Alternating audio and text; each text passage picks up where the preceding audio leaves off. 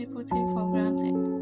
The ability to look around the room and find someone who understands not just what you are going through, but exactly what you are going through. When you have a common condition, diabetes, asthma, even cancer, there are support groups. There are people in your city, your neighborhood, sometimes your own family, who have walked a version of your road. Community for most people is something they fall into naturally. It finds them, it shows up uninvited and says, I understand, me too. But what happens when your condition is so rare that nobody around you has ever heard of it? What happens when community doesn't find you because it doesn't know you exist?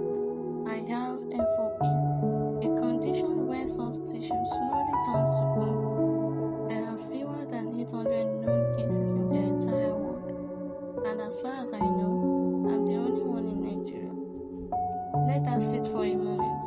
Not the only one in my city, not the only one in my state, the only one in an entire country of over 200 million people. What that means practically is that I have never met anyone who woke up and felt what I feel. Never sat across from someone and said, does your body do this too? And had them say yes. The doctors didn't understand it. My community didn't understand it.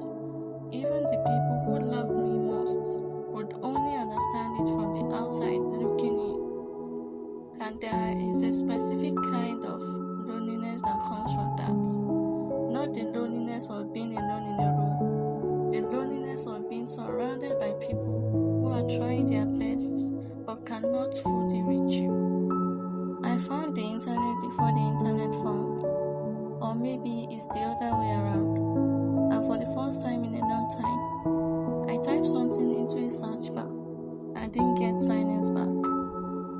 At some point, I started searching FOP, rare bone condition in Nigeria, and what came back wasn't nothing.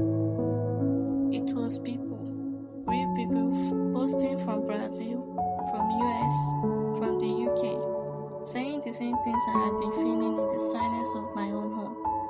I want to be honest about what that felt like. It wasn't immediately healing. It was complicated.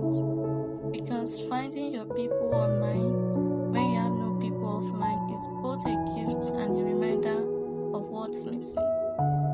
But slowly something shifted. Reading someone else's words about what a flare-up feels like.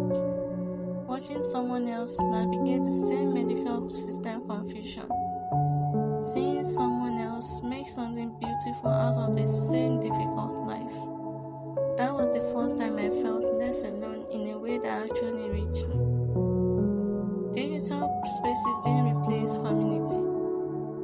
They created it when none existed before. I'm telling you this because I know I'm not the only one who has felt this kind of isolation.